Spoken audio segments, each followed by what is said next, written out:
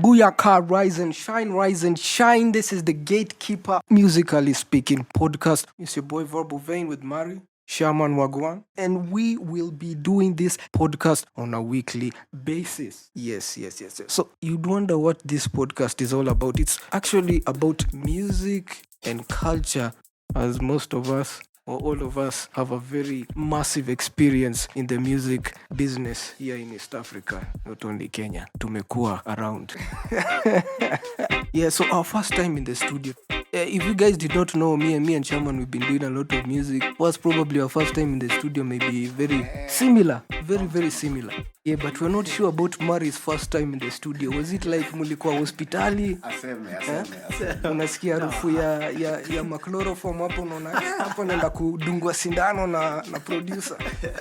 Aseme. Go fast. Seniors first. What are you trying to say? Mari senior. That's the point. By the way, we were all in the same high school, but Mari was a far distance from a musician.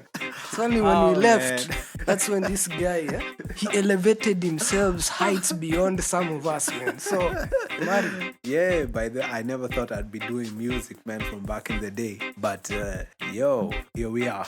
First time in studio, man. It was crazy. I was actually with Shaman, by the way. This guy, this guy is this is the guy who took me to the studio, like introduced me to music. That time I was green. I'd never even been to record. So yeah, we go with Shaman, and I had this crazy idea. Like some R&B song was called Mr. Naughty. You remember? But at that time, not many people were doing R&B. So, man, to be honest with you, it was a setup. I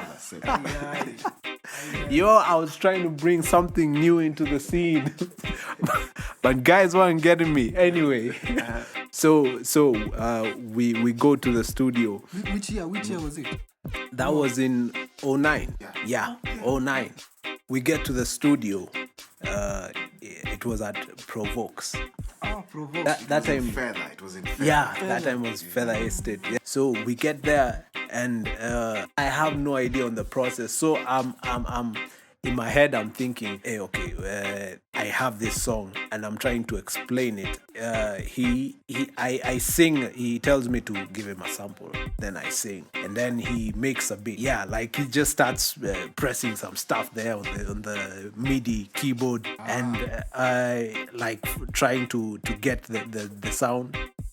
I ended up showing him a bit of the chords. Then he made something which ended up being reggae. I'm trying to explain something which is R&B, like so, and I don't know how to explain it. The problem was this man was a pop artist. Yeah, and he was telling me about the pop stuff. Production was not lined towards pop. Yeah, that would be a lie. Provoking coming up with a reggae beat. Trust me, that was top notch, best industry standards. We are still looking for sponsors, so if you're interested, holla at your boy. We'll let you know later. So, hey, Mare, your first time for a studio.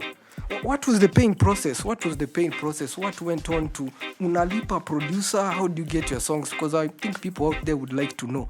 There are a lot of virgins out there who haven't entered the studio, so it would be good to learn from a proper expert as yourself. That was one of the things, by the way, that I wasn't prepared for.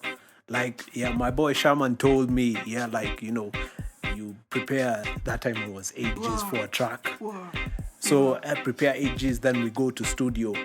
The way we talked, it was like, by the way, it was more like bargaining. I had to bring out my inner business in me.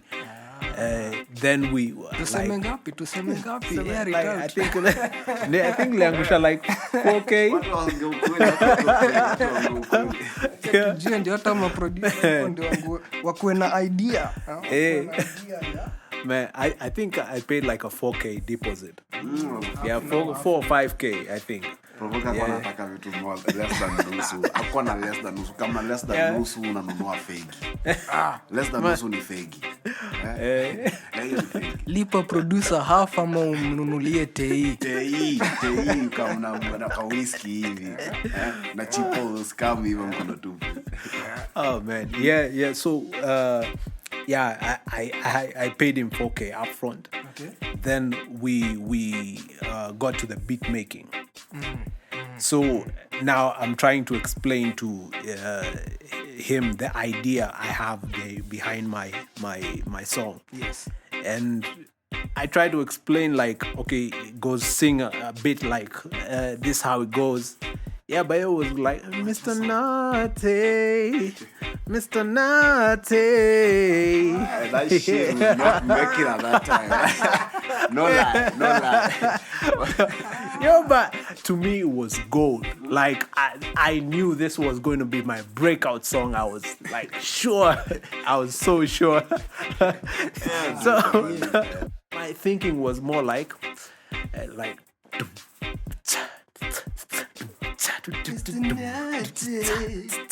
you know. now I can express that, but back in the day I couldn't picture that. I expected the producer I expected the producer to get that. The problem is the problem is kama msanii unakuja studio na haujui kile unataka, producer atakupatia kitu. It's like a doctor. True. Yeah. You come in, you're sick, right? Hauwezi kuwa umekuja kuchapa story. Hosi, sio?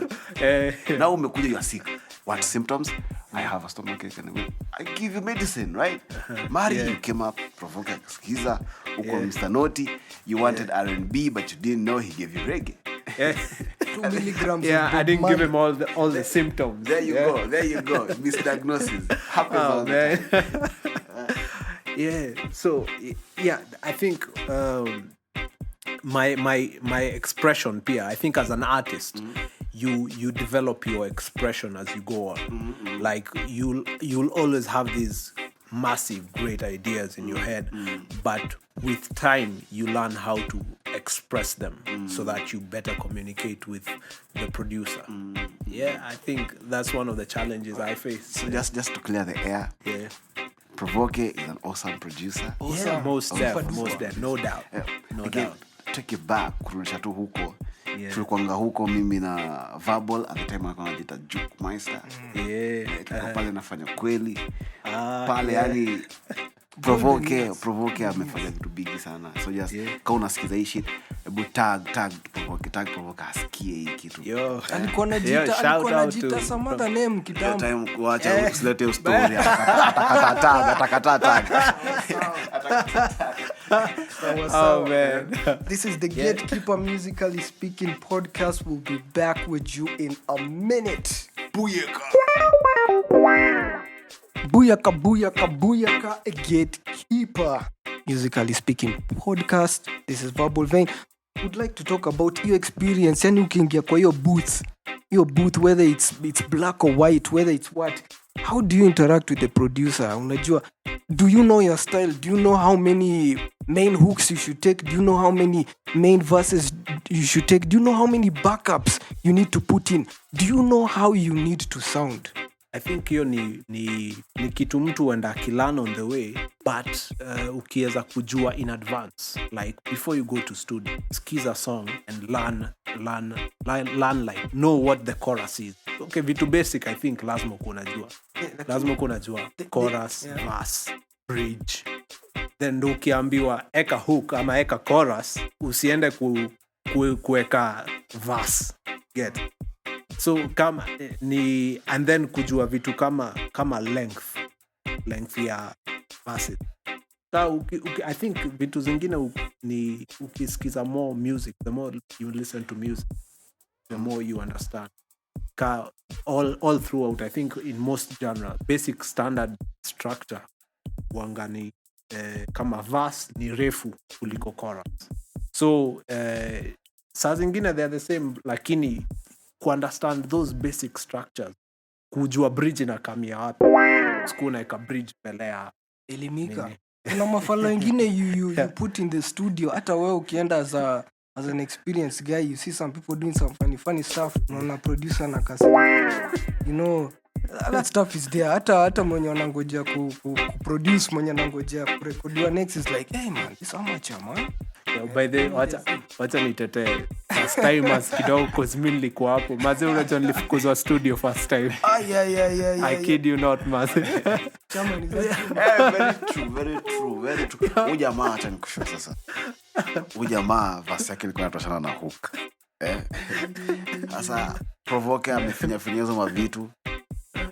We were there for like 2 hours plus. Very frustrated. We were dealing with a pop artist. Na mimi mwenyewe mimi najua my man is doing some weird music. Mimi hata sikuwa najua ni gani hiyo. Hata sikuwa najua. Hiyo time hatuko tumedefine. Hatuko tunajua hizo definition. Mimi Marito alikuwa ananiambia nataka tu ting.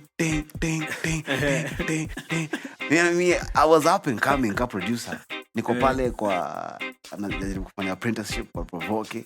Provoke in fact gave me a guitar. Ananiambia yo bro, nasikia unajaribu kufanya dancehall ma wagwan ananiambia no, you go learn this guitar and then come back and play that. Provoke gave me a guitar, man. You know, who does that? Is that where wagwan came from? Yeah, that's you know the origins stick on. But sasa unajua sasa when looking back unapata una realize unaambua you need to go and practice. What are you practicing? Genre, what's a genre? What is that? Ni nini hiyo? 16 bars, 18 bars, 4 bars. What is that? Unapata sai veterans sai wana complain wanasema gengeton haiwezi hata maboy hata hawajui huku nini hawajui 16 bars meshia wapi. Jamaa anamaliza tu I don't mean to hate, big up to the Sailor gang, you know. But basics is not really available to everybody. So some basics na wengine hawaelewi. So wasa wakifanya homework ni kuji verbal anasema elimisha jamii. I think pia on the part of users, not that the producers do all the work, lakini I think pia on producer side kuelimisha wasanii, like and by the I'm thankful to Provoke because yo venye alinichuja akaniambia enda upige tizi, alinipea direction like akaniambia verse hizi kwa inatosha hivyo, na akanipea beat ikiwa na length ya verse na chorus, so ndo nikaweza enda kuandikia. Like pia producers should be understand where the artist has come from and where they are at. Now our pay that basic information. Yeah. Pia not saying ati msanii asifanyie homework. Like msanii, do your homework and know at least as much as you can before heading to studio. Wagwan. There's some proper advice from your homie Mary. This is the Gatekeeper Musically Speaking Podcast. Do tune in next week for yet another one. And we'll be talking about something very extensive, something a lot of Kenyan artists are talking about. Signing out. Booyaka, booyaka, booyaka.